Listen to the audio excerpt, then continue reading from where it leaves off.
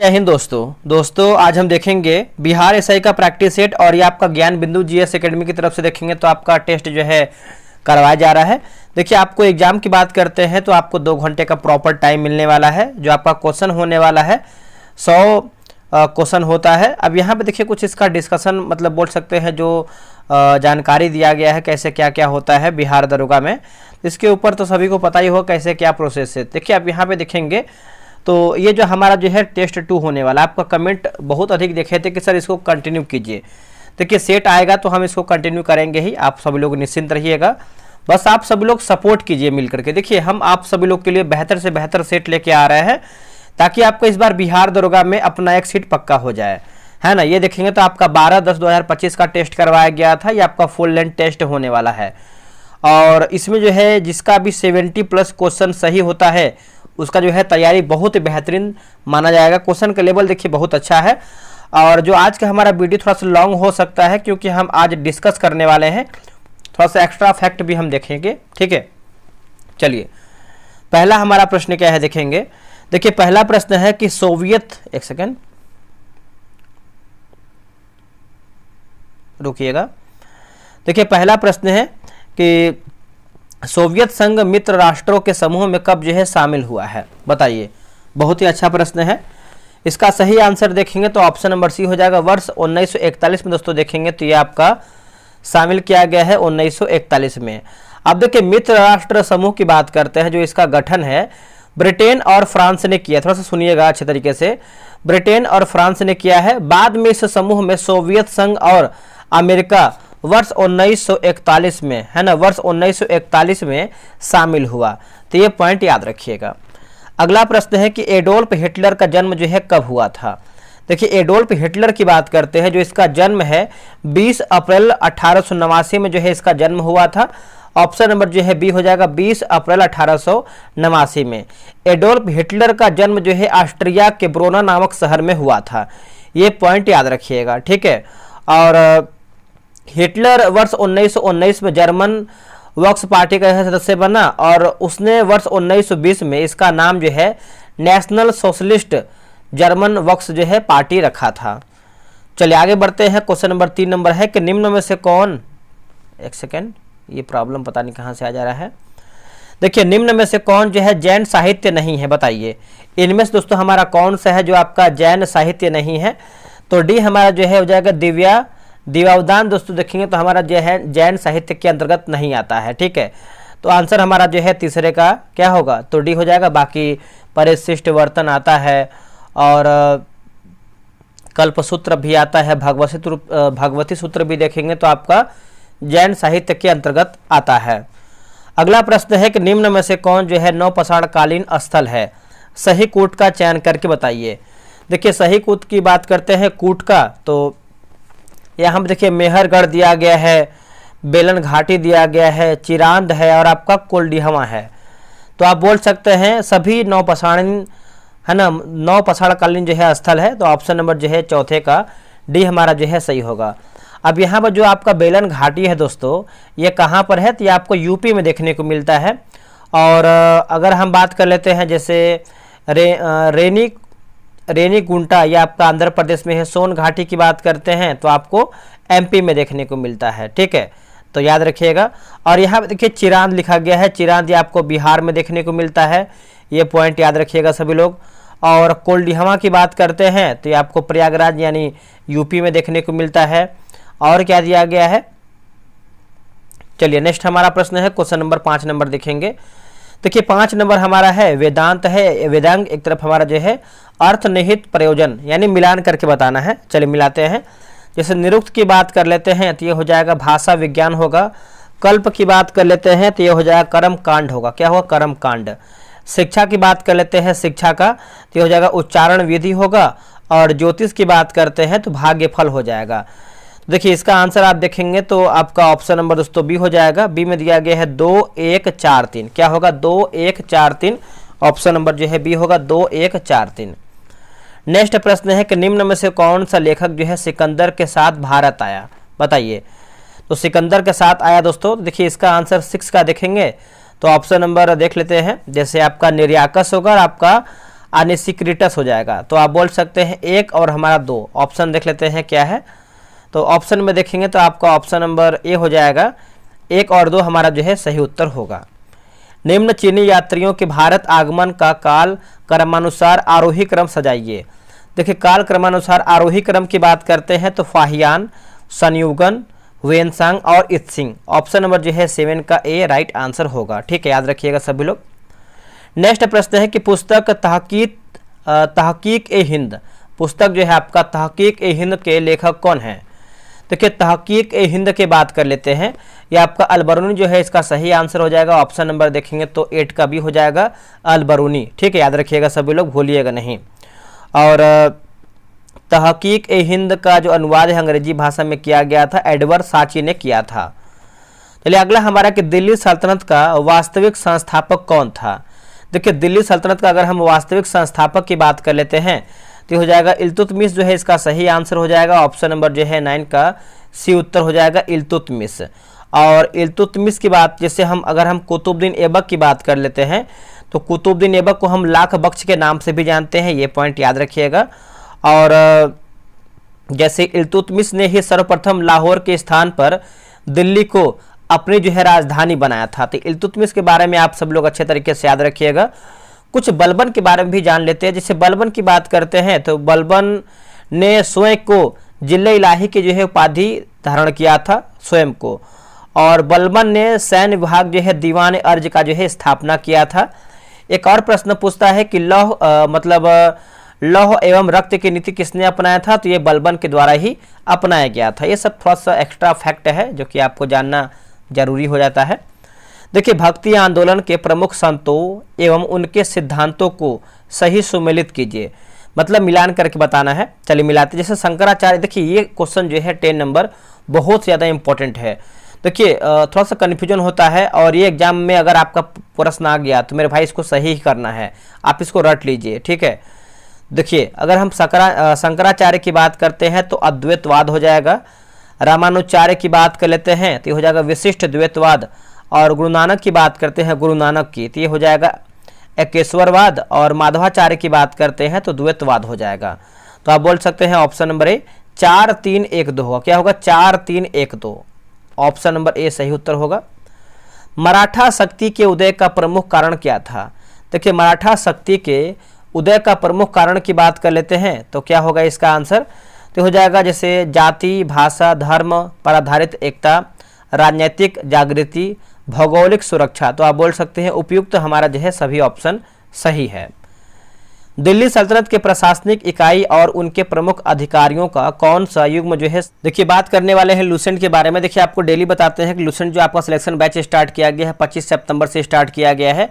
और अगर हम इसकी बात कर लेते हैं तो ये सभी परीक्षा देखिए एक बेसिक किताब है लूसेंट, और आप लोग भी कभी न कभी इसको कई बार पढ़े भी होंगे। तो एक बार हमारे साथ पढ़िए होमवर्क के तौर पे। रियल बता रहे हैं कि इससे बाहर देखिए आपका कोई भी क्वेश्चन नहीं जाएगा। देखिए आज हमारा दोस्तों जो है हिस्ट्री खत्म हो गया है और अब से हम जो है जियोग्राफी का जो है हम सब्जेक्ट जो है स्टार्ट करेंगे। इसका जो फी रखे हैं हम कितना रखे 149 रुपये है, जो कि 1 टाइम पेमेंट करना है 3 महीने, यानी 3 महीने में इसको दिसंबर तक जो है समाप्त कर देंगे। क्या है इसका विशेषता, डेली 5 पेज देंगे पढ़ने के लिए, उसी में से 100 क्वेश्चन का टेस्ट करवाएंगे। टेलीग्राम क्विज बोर्ड से आपका टेस्ट होगा, फुल पीडीएफ और 100 MCQ के साथ पीडीएफ मिलेगा, आंसर हाईलाइट पीडीएफ भी मिलेगा। अभी दिखाने वाले हैं जो आपका आंसर हाईलाइट पीडीएफ कैसा है। जो टेस्ट का टाइमिंग है 7 PM में होने वाला। आप यहाँ बगल में किताब देख सकते हैं, ये लगा हुआ है। ठीक है, अब देखिए अगर आप सभी लोग चाहें तो कैसे जोड़ना है, तो यहाँ देखिए नंबर लिखा गया 6387098070 पे आप पेमेंट कीजिए। अगर पेमेंट नहीं होता है तो आप व्हाट्सएप पे मैसेज कीजिएगा, यही सेम व्हाट्सएप नंबर है कि सर QR दे दीजिए, हमको पेमेंट करना है। अब इसका हम आपको क्वेश्चन का लेबल दिखा देते हैं। यहाँ पे देख सकते हैं आपका सेट नंबर 16 ये आपका हुआ है। ठीक है, आप चाहें तो यहाँ पर व्हाट्सएप पर के जानकारी भी ले सकते हैं। क्वेश्चन का लेबल देख सकते हैं, PDF का आप क्वालिटी वगैरह सब देख सकते हैं, है ना। एकदम एग्जाम की तरह ही आपको यहाँ पर क्वेश्चन देखने को मिलेगा। ठीक है, ये तो आपको हो गया विदाउट हाईलाइट, मतलब इसमें आंसर जो है आपका हाईलाइट वगैरह है नहीं। थोड़ा सा हम हाईलाइट के बारे में भी देख लेते हैं। ये देखिए दूसरा PDF हम देंगे हाईलाइट वाला। देखिए हाईलाइट में देखिए आप यहाँ देख सकते हैं, जो भी आप क्वेश्चन पढ़ेंगे इसका हाईलाइट मिल जाएगा। हाईलाइट में आपको ये बेनिफिट है कि आप कहीं मान के लिए बैठे हैं या फिर कहीं लेटे हैं तो आप रात में चाहे तो 100 क्वेश्चन पढ़ करके इसका आंसर वगैरह देख करके आप जो है रिवीजन कर सकते हैं। ये बहुत बेनिफिट होने वाला है, ठीक है। पूरा 100 क्वेश्चन का हम आपको हाईलाइट प्रोवाइड करेंगे, लास्ट में आपको आंसर की भी देते हैं। तो ये तो आपका हो गया लूसेंट। अब करंट अफेयर के बारे में देख लेते हैं थोड़ा सा हम। देखिए जो आपका करंट अफेयर दोस्तों जो है आपका 12 तारीख से शुरू हुआ है, यानी आज हमारा 13 तारीख है, तो बैच की बात करते हैं तो ये आपका 12 तारीख से ही शुरू हुआ है। और जो टेस्ट का टाइमिंग है 3 PM यानी दोपहर में होने वाला है। इसका जो फी है मात्र 49 रुपये हमने रखा हुआ है। आप चाहें तो एक बार 49 रुपये कम से कम पेमेंट करके देख सकते हैं। इसका विशेषता की बात करते हैं तो रोजाना 4 पेज देंगे पढ़ने के लिए, 100 MCQ टेस्ट करवाएंगे, टेलीग्राम क्विज बोर्ड से करवाएंगे, रैंक लिस्ट भी आपको दिया जाएगा, साथ में 100 क्वेश्चन का PDF रहेगा, PDF भी दिखा देंगे आपको हम, हाईलाइट आंसर PDF भी रहेगा। अब देखिए यहाँ पर अगर आपको जुड़ना है तो ये जो QR दिया गया इसी QR पे आप पेमेंट कीजिएगा, तभी आपका पेमेंट जो है सक्सेस होगा। बगल में किताब आप यहाँ पे देख सकते हैं। देखिए स्पीडी अगर आप मेरे भाई 2 से 3 महीने अगर आप हमसे लग करके तैयारी कर लेते हैं तो रियल बता रहे हैं कि आपका करंट अफेयर से कोई भी क्वेश्चन बाहर नहीं जाएगा, ये मेरी गारंटी है। पेमेंट QR पे ही आपको करना है। जब पेमेंट हो जाए तो यहाँ पे देखिए नंबर लिखा गया है, आप इस पर जो है व्हाट्सअप कर दीजिएगा पेमेंट का स्लिप। क्वेश्चन देख सकते हैं, ये आपका टेस्ट नंबर 1 होने वाला है। ये देखिए आपको क्वेश्चन हम करवाए हैं, ये सब क्वेश्चन बोर्ड से करवाए थे। क्वेश्चन का लेवल यहाँ पे देख सकते हैं, बहुत ही बेहतरीन तरीके से एग्जाम की लेवल ही आपको ये सब क्वेश्चन देखने को मिलेगा, ठीक है। तो आप चाहे तो डेमो के तौर पे मैं PDF दे दिया हूँ, डिस्क्रिप्शन में लिंक है टेलीग्राम का, आप उसको ज्वाइन कर लीजिए और डेमो देख लीजिए, ठीक है। ये तो हो गया आपका आंसर के, थोड़ा सा इसका हाईलाइट दिखाते हैं आपको हम। अब यहाँ पे आपको दोस्तों हम हाईलाइट दिखाते हैं। अब यहाँ पे देखिए सब क्वेश्चन का हाईलाइट है, कितना बेहतरीन तरीके से हम हाईलाइट दे रहे हैं। आप करंट अफेयर होता है, इससे बाहर कहीं जा सकता है? आप बताइए, कोई भी क्वेश्चन आप पढ़, नालंदा विश्वविद्यालय के कुलपति कौन है? अरविंद पनगड़िया, ठीक है।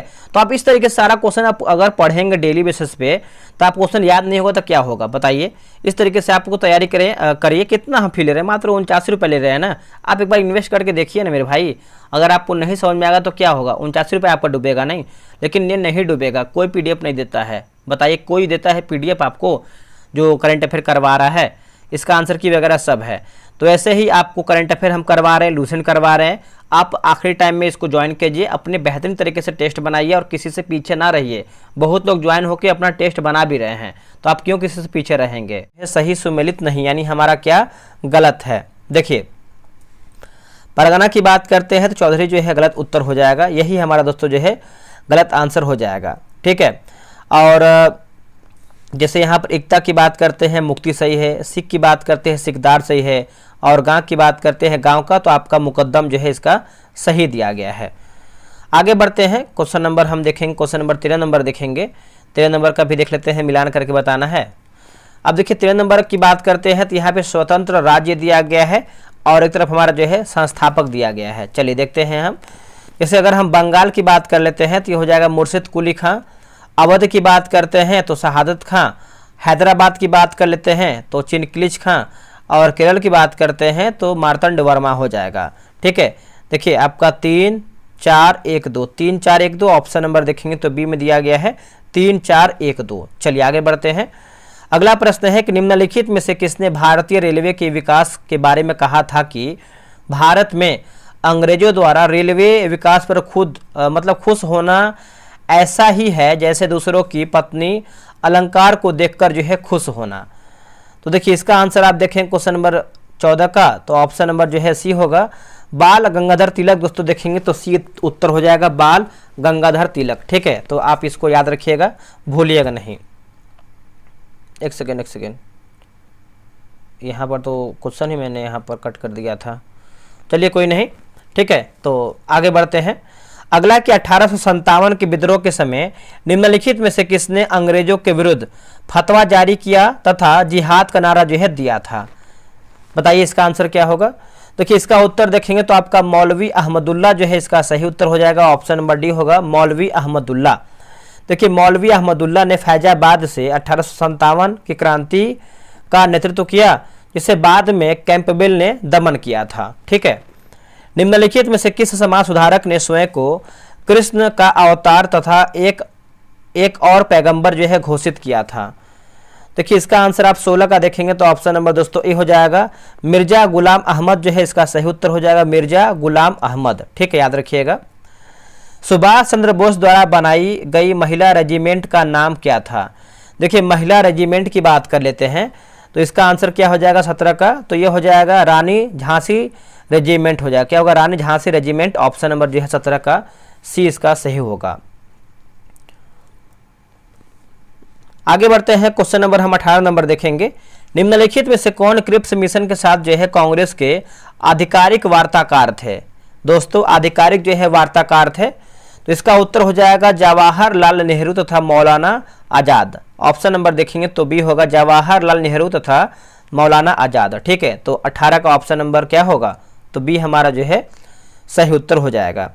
और बात कर लेते हैं कि जैसे 11 मार्च 1942 को क्रिप्स मिशन की घोषणा की, जो भारत में 23 मार्च 1942 को पहुंचा। नेक्स्ट प्रश्न है कि निम्नलिखित में से किसने कांग्रेस को राजद्रोहियों की संस्था कहकर जो है पुकारा था?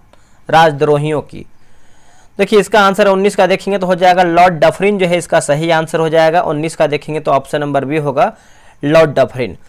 अब देखिए कांग्रेस की स्थापना आप सभी को पता है दोस्तों, 1885 में जो है इसका स्थापना हुआ है, एओह्यूम के द्वारा आप बोल सकते हैं।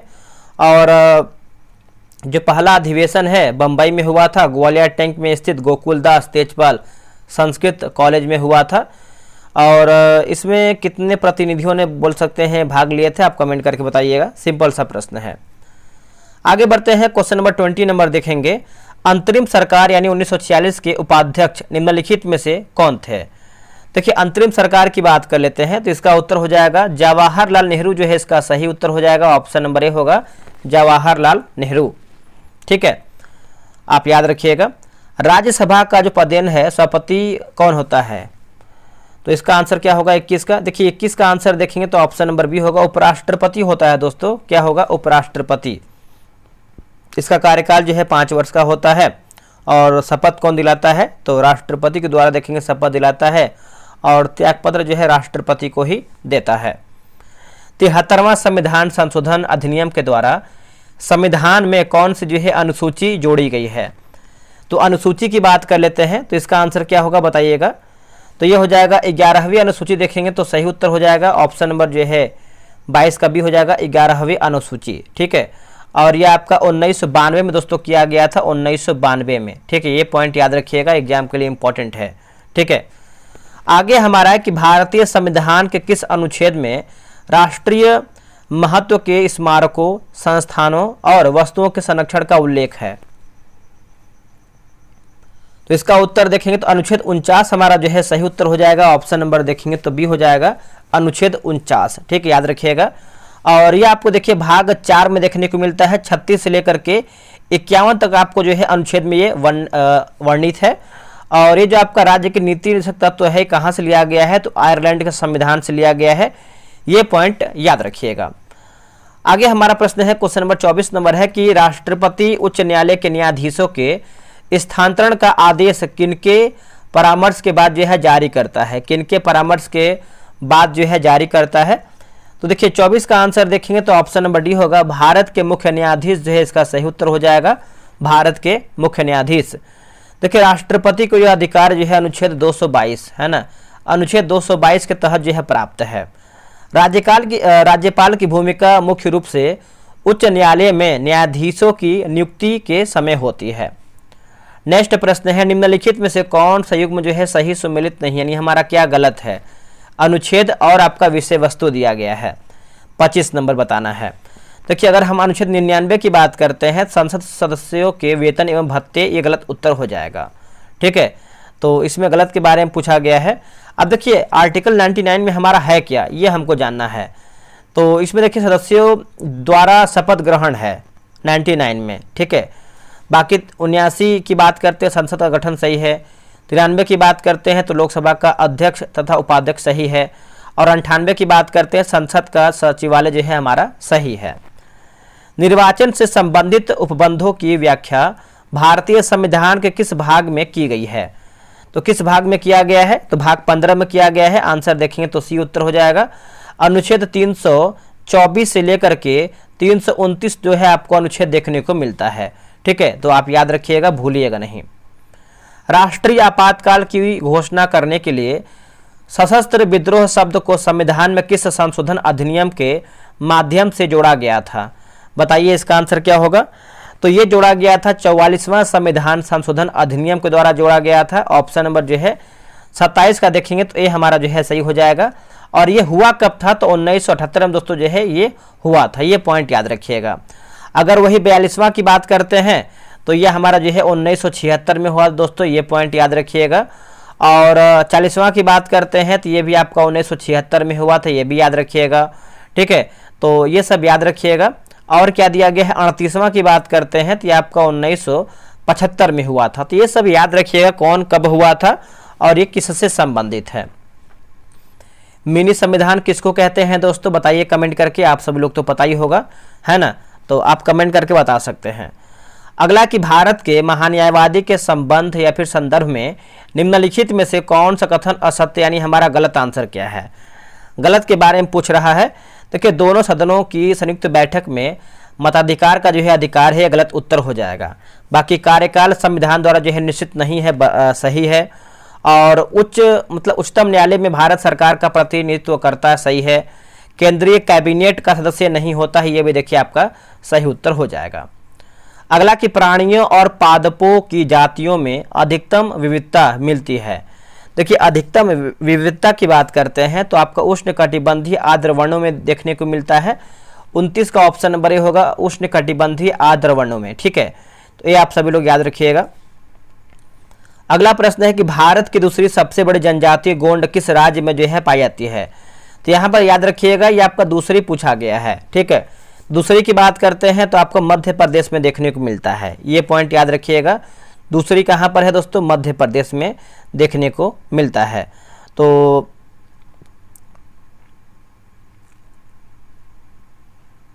यहाँ पर आपका दूसरा तो सही हो जाएगा, पहला क्या होगा ये आप कमेंट करके बताइएगा, ठीक है। तो आप बताइएगा दोस्तों, पहला हमारा कौन सा हो जाएगा। 2011 की जनगणना के अनुसार जनसंख्या की दृष्टि से भारत की दूसरी सबसे बड़ी जनजाति गोंड है, जो कि मध्य प्रदेश में पाई जाती है, ठीक है। नेक्स्ट प्रश्न है, निम्नलिखित में से कौन सा युग्म जो है सुमेलित नहीं, यानी हमारा क्या गलत है। गलत के बारे में पूछ रहा है। देखिए, श्रीनगर की बात करते हैं तो झेलम नदी सही है। जमशेदपुर की बात करते हैं तो आपका स्वर्णरेखा सही है। बरेली की बात करते हैं तो आपका सरयू नदी दोस्तों ये गलत उत्तर हो जाएगा, ठीक है। तो उत्तर प्रदेश राज्य में स्थित बरेली है, जिसे कभी कभी नाथ नगरी भी कहा जाता है, ठीक है, याद रखिएगा। और लुधियाना की बात करते हैं तो आपका सतलज नदी जो है सही हो जाएगा, सतलज नदी। शीत ऋतु में भारत के उत्तर पश्चिम भाग में वर्षा होने का क्या कारण है। तो वर्षा होने का अगर हम कारण की बात करते हैं तो पश्चिमी विक्षोभ हो जाएगा, ऑप्शन नंबर जो है 32 का हो जाएगा, पश्चिमी विक्षोभ। निम्नलिखित में से किस जल संधि को भूमध्य सागर की कुंजी जो है कहा जाता है, भूमध्य सागर की कुंजी हम कहते हैं। तो दोस्तों ये हम किसको कहते हैं बताइएगा। तो 33 की बात कर लेते हैं तो ये हम जिब्राल्टर को कहते हैं। किसको, जिब्राल्टर को। ऑप्शन नंबर जो है 33 का बी हो जाएगा, जिब्राल्टर। विश्व का सबसे ऊंचा ज्वालामुखी ओजेस डेल सलाडो किस पर्वतमाला में स्थित है। बताइए दोस्तों ये किस पर्वतमाला में स्थित है। तो ये आपको एंडीज में देखने को मिलता है, ऑप्शन नंबर जो है 34 का ए हो जाएगा, एंडीज। देखिए, एंडीज पर्वत के पूर्वी ढलानों के वनों को मोंटाना कहते हैं। क्या कहते हैं, मोंटाना। एंडीज पर्वत की सबसे ऊंची चोटी एकांगुआ है, जिसकी जो ऊंचाई है 6960 मीटर है, 6960 मीटर है। अब यहाँ पर देखिए राज्य है और एक तरफ हमारा जो है खनिज उत्पादक क्षेत्र है, मिलाना है इसको हमको, ठीक है।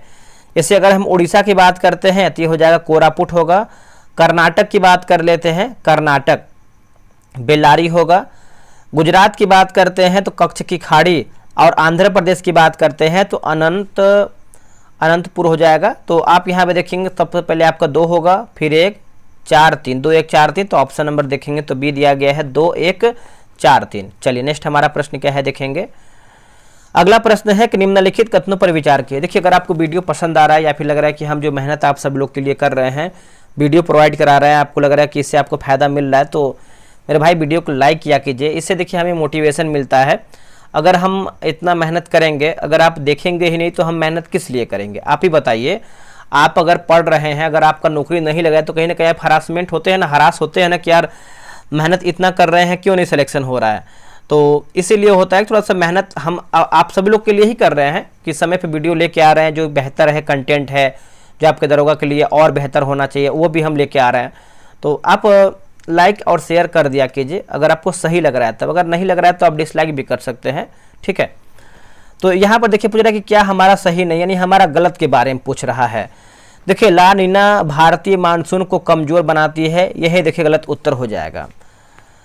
एल नीनो का भारतीय मानसून पर प्रभाव के कारण जो है सूखे की स्थिति उत्पन्न होती है, ये देखिए आपका सही उत्तर हो जाएगा। पहला हमारा गलत है, तो गलत के बारे में पूछ रहा है तो ऑप्शन नंबर ए यानी केवल 1 गलत है। निम्नलिखित में से कौन रिजर्व बैंक ऑफ इंडिया का कार्य नहीं है? तो कार्य दोस्तों नहीं है, तो देखिए राजकोषीय नीति का संचालन करना ये कार्य नहीं है। और देखिएगा देखेंगे तो मौद्रिक नीति का संचालन करना सही है। विदेशी मुद्रा के संरक्षण के रूप में कार्य करना ये भी सही है। मुद्रा का निर्गमन करना ये भी देखेंगे तो आपका सही है। देशों के बीच तेजी से एकीकरण को किस रूप में जाना जाता है, किस रूप में हम इसको जानते हैं? देखिए दोस्तों अगर हम इसको बात करते हैं 38 का, तो वैश्वीकरण के रूप में हम इसको जानते हैं। आंसर जो है 38 का यह सही उत्तर हो जाएगा, वैश्वीकरण। अगला प्रश्न है कि निम्नलिखित में से कौन सा वक्र बेरोजगारी दर एवं मुद्रास्फीति के बीच विपरीत संबंध स्थापित करता है? विपरीत जो आपका संबंध है ये आपका स्थापित करता है। तो इसका आंसर देखेंगे 39 का, तो बताइए क्या हो जाएगा, बताइए। तो इसका उत्तर हो जाएगा फिलिप्स वक्र होगा। क्या होगा? फिलिप्स वक्र। ऑप्शन नंबर देखेंगे तो सी हो जाएगा, फिलिप्स वक्र। ठीक है, याद रखिएगा, भूलिएगा नहीं। यूनेस्को का मुख्यालय कहाँ पर स्थित? सभी को पता है जो आपका यूनेस्को का मुख्यालय है ये आपको कहाँ पर देखने को मिलता है? तो पेरिस में है दोस्तों। ऑप्शन नंबर जो है बी हो जाएगा, पेरिस में है। ठीक है, आप इसको भूलिएगा नहीं। और अंतर्राष्ट्रीय दूरसंचार जो संघ है ये आपको जिनेवा में देखने को मिलता है, ये भी आप अच्छे तरीके से याद रखिएगा। और खाद्य एवं कृषि संगठन की बात करते हैं तो ये आपका रोम में है। और विश्व बैंक आप सभी को पता है वाशिंगटन डीसी में है। अगला है केंद्रीय बजट 2025-26 के अनुसार सरकार को विभिन्न मदों से होने वाली प्राप्तियों का अवरोही क्रम क्या है? तो देखिए इसका अवरोही क्रम की बात करते हैं 41 का, तो ऑप्शन नंबर क्या हो जाएगा, बताइएगा, एक सेकेंड। तो हो जाएगा उधार एवं अन्य देयताएं, आयकर, जीएसटी, निगम कर। ठीक है, तो ऑप्शन नंबर जो है 41 का ये हो जाएगा। अब यहाँ पर कुछ मैथ का क्वेश्चन दिया गया है तो आप इसको प्रॉपर तरीके से बनाइए। अगर आप मैथ बनाते हैं तो आपको एक क्लियर निकल के आएगा कि आप लोग कितना सही कर पा रहे हैं। तो इसका आंसर आपका ये हो जाएगा 43 का हो जाएगा, ऑप्शन नंबर सी। ठीक है, तो आप इसको प्रॉपर बनाइए। और क्या है 44 नंबर है ना, तो 44 का हो जाएगा ऑप्शन नंबर ए। 45 का देख लेते हैं, 45 का हो जाएगा ऑप्शन नंबर बी हो जाएगा। देखिए किस वाक्य में एक वचन का जो है प्रयोग हुआ है? तो किस वाक्य में हुआ है? लड़के ने कहा, ये देखेंगे तो आपका एक वचन हो जाएगा, ऑप्शन नंबर बी हो जाएगा, एक वचन। लिखा गया है कि उहापोह का पर्यायवाची क्या है? ऑप्शन नंबर जो है बी होगा, लिखा गया है असमंजस हो जाएगा, ऑप्शन नंबर बी होगा, असमंजस, ऑप्शन नंबर बी होगा।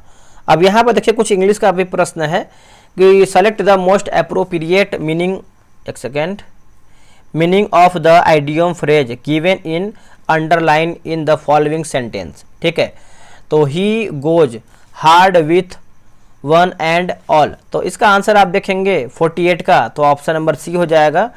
टू रिमेन न्यूट्रल जो भी है, ऑप्शन नंबर जो है आपका क्या होगा, एक सेकेंड, बी नहीं होगा, सी होगा। टू बी डिफिकल्ट होगा, क्या होगा, to be difficult, option number C सही होगा।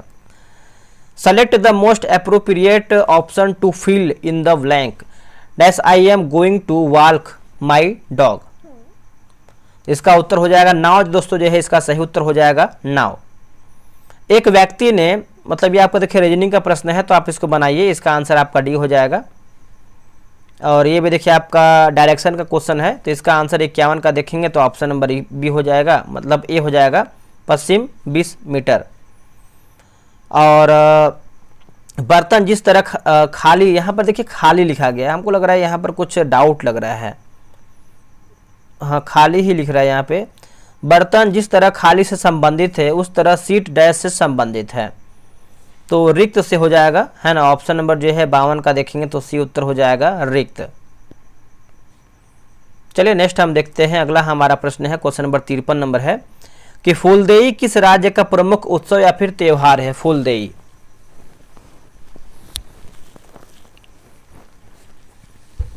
53 का आंसर देखेंगे तो हो जाएगा उत्तराखंड। दोस्तों जो है सही आंसर हो जाएगा, ऑप्शन नंबर जो है डी सही उत्तर हो जाएगा, उत्तराखंड। ठीक है, तो याद रखिएगा। और पोंगल जो है आपको तमिलनाडु में देखने को मिलता है पोंगल। सिक्किम में क्या है दोस्तों, तो देखिए सिक्किम की बात करते हैं तो आपका लोसुंग है, उसके बाद आपका लोसर है, ये सब सिक्किम में देखने को मिलता है। पंजाब मैंने बताया ना, पंजाब में देखिए आपका लोहड़ी जो है पंजाब से संबंधित है। अगला कि किश्तवाड़ राष्ट्रीय उद्यान किस राज्य या फिर केंद्र शासित प्रदेश में स्थित है। किश्तवाड़ राष्ट्रीय उद्यान तो ये आपको जम्मू कश्मीर में देखने को मिलता है। ऑप्शन नंबर जो है 54 का सी हो जाएगा, जम्मू कश्मीर। ठीक है। घाना पक्षी बिहार जो है आपको राजस्थान में देखने को मिलता है, और रणथंभौर जो है आपको कहाँ पर है, तो राजस्थान में ही देखने को मिलता है। ये सब पॉइंट याद रखिए। और तमिलनाडु की बात करते हैं तो इंदिरा गांधी अभ्यारण्य जो है आपको तमिलनाडु में है, और गुइंडी राष्ट्रीय उद्यान आपको तमिलनाडु में है। आंध्र प्रदेश बताइए, राजीव गांधी राष्ट्रीय उद्यान कहाँ पर है, तो आंध्र प्रदेश में है। अगला कि 7 निश्चय 2 में निम्न में से कौन शामिल नहीं है, तो कौन शामिल नहीं है, देखिए आरक्षित रोजगार महिलाओं का अधिकार देखेंगे तो नहीं है, और हर खेत तक पानी सही है, सुलभ संपर्कता सही है, स्वच्छ गांव समृद्ध गांव देखेंगे तो आपका सही है। मुजफ्फरपुर बम कांड के संबंध में कौन सा कथन हमारा जो है असत्य यानी गलत हमारा क्या है। देखिए शांति देवी को मुजफ्फरपुर बम कांड पर निबंध लिखने के लिए जो है, निबंध लिखने के कारण जो है लंबी कैद की सजा जो है दिया गया, ये गलत उत्तर हो जाएगा। मुजफ्फरपुर बम कांड की जो घटना है 30 अप्रैल 1908 ईस्वी को घटित हुआ था, सही है। इस घटना को खुदीराम बोस और प्रफुल्ल चाकी ने अंजाम दिया था, ये भी देखिए सही है। खुदीराम बोस के मुकदमे का वकालत कालिदास बसु कर रहे थे, ये देखिए आपका सही है। अगला कि चंपारण एग्रेरियन समिति का जो अध्यक्ष वो कौन था, तो इसका आंसर देखेंगे क्वेश्चन नंबर 57 का, तो ऑप्शन नंबर सी होगा, FG सलाई होगा। क्या होगा, FG सलाई, ऑप्शन नंबर सी। निम्न में से कौन सा ऊर्जा का मात्रक नहीं है, बताइए इनमें से हमारा कौन सा ऊर्जा का जो है मात्रक नहीं है, तो किलोवाट देखेंगे तो दोस्तों नहीं है, बाकी किलोवाट घंटा है, जूल है, और आपका न्यूटन मीटर भी आपको यहाँ पर देखने को मिलता है। चल नंबर 59 नंबर पे देखिए, केतली में पानी का जो गर्म होना, इसका उदाहरण क्या है, तो इसका आप देखेंगे तो हो जाएगा संवहन जो है इसका सही उत्तर हो जाएगा, ऑप्शन नंबर बी हो जाएगा संवहन। ठीक है। अगला कि ओडोमीटर एक उपकरण है जिसके द्वारा मापन किया जाता है। ओडोमीटर, तो ओडोमीटर सभी को पता ही है, जो कि आप लोगों ने कर दिया होगा, दूरी है ना, ऑप्शन नंबर जो है डी सही उत्तर हो जाएगा, दूरी। एक कूली 13 kg सामान को जमीन से 1.5 मीटर ऊपर उठाकर अपने सर पर रखता है, उसके द्वारा किया गया कार्य ज्ञात कीजिए। जी बराबर 10 मीटर प्रति सेकंड स्क्वायर दिया गया है, तो इसका उत्तर जो है आपका 195 जूल जो है हमारा सही उत्तर हो जाएगा, 195 जूल। चंद्रमा के सतह के नजदीक दो अलग अलग द्रव्यमान की वस्तुएं मुक्त रूप से गिर रही हो तो देखेंगे तो हो जाएगा किसी भी क्षण उनका वेग समान होगा, किसी भी क्षण जो है उनका वेग समान होगा। जल का घनत्व तो किस तापमान पर सर्वाधिक होता है, तो दोस्तों ये होता है 4 डिग्री सेल्सियस पर होता है, आंसर देखेंगे तो डी हो जाएगा 4 डिग्री सेल्सियस। फोटोस्टेट मशीन निम्नलिखित में से किस तकनीक पर जो है कार्य करती है, किस तकनीक पर दोस्तों ये कार्य करती है, तो ये हो जाएगा इलेक्ट्रोस्टैटिक छवि निर्माण, ऑप्शन नंबर जो है 64 का सी सही हो जाएगा। अल्फा कण पूछ रहा है दोस्तों, अल्फा कण, तो देखिए 65 की बात करते हैं तो द्विआवेशित हीलियम आयन हो जाएगा, द्विआवेशित हीलियम आयन, ऑप्शन नंबर जो है 65 का डी सही हो जाएगा।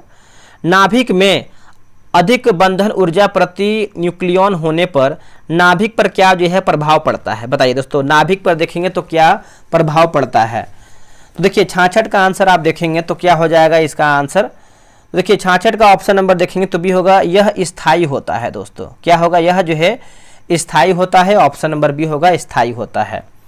निम्नलिखित में से किस में जो है चांदी नहीं है, बताइए इनमें से हमारा दोस्तों कौन सा है जो आपका चांदी नहीं है, तो जर्मन सिल्वर देखेंगे तो चांदी नहीं है, बाकी हॉर्न सिल्वर है, मणिक सिल्वर है, आपका लूनर कॉस्टिक भी इसमें आपका शामिल है। चलिए आगे बढ़ते हैं। सफ़ेद फास्फोरस का आकार होता है, सफ़ेद फास्फोरस का दोस्तों आकार होता है तो चतुष्फलकीय होता है, ऑप्शन नंबर बी होगा चतुष्फलकीय। C3H8 किस समजातीय श्रृंखला से संबंधित है, बताइए, तो ये आपका एल्केन्स हो जाएगा, ऑप्शन नंबर जो है 69 का देखेंगे तो सी उत्तर हो जाएगा एल्केन्स। आगे बढ़ते हैं कि बर्तनों के लिए नॉन स्टिक सतह कोटिंग बनाने के लिए उपयोग किया जाने वाला पॉलीमर कौन सा है। पॉलीमर के बारे में पूछ रहा है, तो इसका आंसर देखेंगे तो हो जाएगा टेफ्लॉन जो है इसका सही उत्तर हो जाएगा। ऑप्शन नंबर बी हो जाएगा टेफ्लॉन।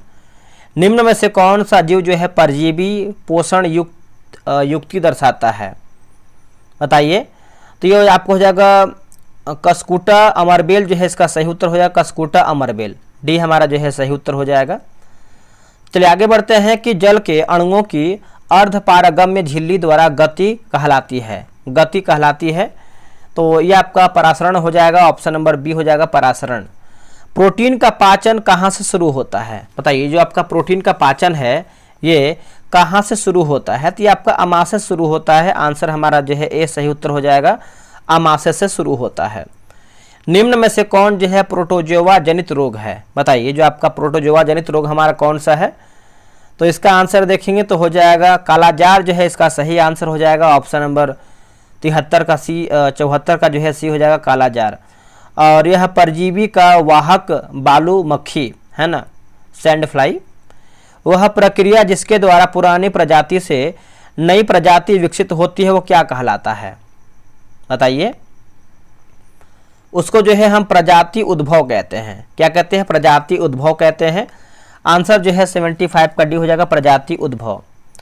साइनोबैक्टीरिया एक परितंत्र में महत्वपूर्ण भूमिका अदा करते हैं क्योंकि वे देखेंगे तो आपको वायुमंडलीय नाइट्रोजन का स्थिरीकरण करते हैं। ऑप्शन नंबर जो है 76 का बी हमारा सही होगा।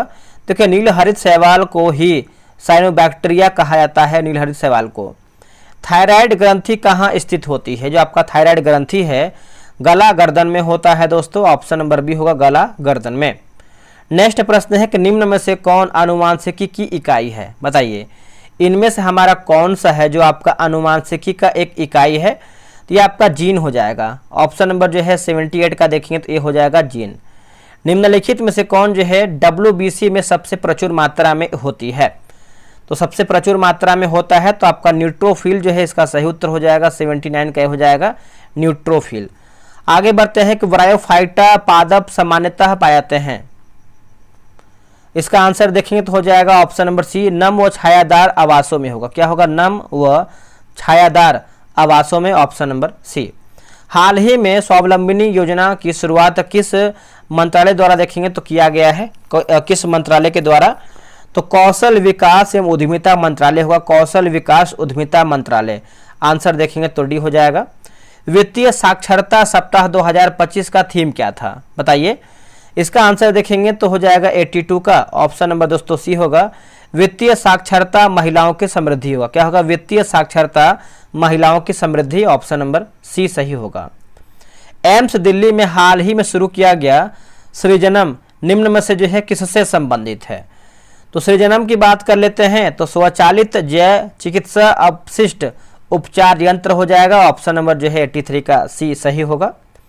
हाल ही में ऑस्ट्रेलियन ओपन 2025 के महिला एकल का जो खिताब है वो किसने जीता है, तो देखिए महिला एकल की बात कर लेते हैं तो इसका सही आंसर जो है सी हो जाएगा। मेडिसन कीज हमारा जो है सही उत्तर हो जाएगा मेडिसन कीज। बिहार में चर्चित पूर्व IPS अधिकारी शिवदीप लांडे ने अपनी नई राजनीतिक पार्टी का गठन निम्न में से किस नाम से किया है, तो ये किस नाम से किया है, तो हिंद सेना के नाम से जो है नया पार्टी गठन किया है। ठीक है, शिवदीप लांडे। ऑप्शन नंबर ए हो जाएगा हिंद सेना। अगला प्रश्न है कि बिहार में नई घोषणा के तहत मध्याह्न भोजन में कार्यरत रसोइयों के मानदेय राशि 1650 रुपये माह को बढ़ाकर जो है कितना कर दिया गया है, तो ये आपका 3000 रुपया कर दिया गया है। एक सेकेंड, 86 नंबर है ना, तो ये आपका 3300 रुपया दोस्तों कर दिया गया है, 3300 रुपया माह। हाल ही में आयोजित चैंपियन ट्रॉफी 2025 का खिताब जो है किस देश ने जीता है, तो इसका आंसर क्या होगा 87 का, तो सभी को पता ही होगा अपना भारत हो जाएगा, जो कि बी हमारा सही होगा भारत। 18 फरवरी 2024 को निम्नलिखित में से किस विधानसभा ने राष्ट्रीय ई विधान एप्लीकेशन यानी नेवा को अपनाया है, इसका आंसर देखेंगे तो हो जाएगा उत्तराखंड विधानसभा जो है इसका सही उत्तर हो जाएगा उत्तराखंड विधानसभा। हाल ही में भारतीय सेना के पूर्वी कमान मुख्यालय कोर्ट विलियम का नाम बदलकर जो है नया नाम दोस्तों जो है क्या रखा गया है। देखिए नया नाम की बात कर लेते हैं 89 का, तो ऑप्शन नंबर जो है दोस्तों बी हो जाएगा, विजय दुर्ग हमारा जो है सही उत्तर हो जाएगा, विजय दुर्ग। हाल ही में 17वां ब्रिक्स शिखर सम्मेलन का जो आयोजन है निम्नलिखित में से कहाँ किया गया है। देखिए इसका आयोजन की बात कर लेते हैं, तो दोस्तों ये किया गया है रियो डी जेनेरियो में किया गया है, आंसर डी होगा, रियो डी जेनेरियो में। हाल ही में प्रकाशित पुस्तक the new icon Savarkar and the facts के लेखक कौन है। तो देखिए इसका आंसर हो जाएगा अरुण शौरी जो है इसका सही उत्तर हो जाएगा, अरुण शौरी। हाल ही में प्रस्तुत किया गया भारत सरकार का नया आय कर विधेयक 2025 किस अधिनियम को प्रतिस्थापित करेगा बताइएगा। देखिए इसका आंसर देखेंगे क्वेश्चन नंबर 92 का, तो ऑप्शन नंबर जो है ए होगा, आयकर का अधिनियम 1961 होगा। क्या होगा, आयकर का जो अधिनियम है 1961। हाल ही में प्रधानमंत्री नरेंद्र मोदी द्वारा फ्रांस के राष्ट्रपति इमैनुअल मैक्रों को भारतीय वाद्य यंत्र बजाते संगीतकारों की पारंपरिक डोकरा कलाकृति भेंट किया है। यह कलाकृति किस राज्य से संबंधित है। तो ये आपको देखने को मिलता है दोस्तों 93 का देखेंगे तो ऑप्शन नंबर दोस्तों क्या होगा, छत्तीसगढ़ जो है इसका सही उत्तर हो जाएगा, छत्तीसगढ़। हाल ही में आधिकारिक रूप से न्यू डेवलपमेंट बैंक यानी NDB का नवा जो सदस्य देश है वो कौन बना है। तो ये बना है अल्जीरिया बना है, ऑप्शन नंबर बी उत्तर हो जाएगा, अल्जीरिया। आगे बढ़ते हैं कि हाल ही में PM मोदी ने अटल बिहारी वाजपेयी लोक सेवा और नवाचार संस्थान का जो उद्घाटन है वो कहाँ पर किया है। देखिए जो इसका उद्घाटन देखेंगे दोस्तों तो 95 का जो सही आंसर हमारा हो जाएगा, मॉरिशस जो है इसका सही उत्तर हो जाएगा, मॉरिशस। हाल ही में स्वयं का उपग्रह लॉन्च करने की घोषणा करने वाला देश का पहला राज्य कौन बना है। तो ये बना है असम बना है दोस्तों, ऑप्शन नंबर सी उत्तर हो जाएगा, असम। हाल ही में आयोजित खेलो इंडिया विंटर गेम 2025 में ओवरऑल चैंपियन कौन बना है। देखिए ओवरऑल की बात करते हैं तो भारतीय सेना दोस्तों ये बना है, ऑप्शन नंबर बी होगा, भारतीय सेना। हाल ही में आंध्र प्रदेश के विजयवाड़ा में स्थित बाबा साहेब भीमराव अंबेडकर की प्रतिमा निम्न में से कौन सी है। तो इसका उत्तर हो जाएगा स्टैचू ऑफ सोशल जस्टिस होगा। क्या होगा, statue of social justice, option number D. निम्नलिखित में से कौन भारत के नए संसद भवन के वास्तुकार हैं। तो इनका नाम है विमल पटेल, ऑप्शन नंबर सी होगा, विमल पटेल। आखिरी प्रश्न है कि हाल ही में निम्न में से किस संस्था द्वारा एफेंटासिया पर जो है शोध किया गया है। तो ये हो जाएगा ग्लासगो विश्वविद्यालय, ऑप्शन नंबर ए हो जाएगा, ग्लासगो विश्वविद्यालय। अब आपका ये काम बनता है कि आप लोग जो है कितना प्रश्न सही किए हैं कमेंट करके बताएं। और कल का जो मैंने एक सेट अपलोड किया था आप उसको नहीं देखें, देख लीजिएगा, वीडियो के डिस्क्रिप्शन में आपको हम लिंक दे देंगे, या फिर जब वीडियो अभी एंड आएगा तो अभी देखिए आपको स्क्रीन पे आ गया होगा, आप इसको क्लिक करके देख सकते हैं। चलिए आज के लिए इतना ही। जय हिंद, जय भारत।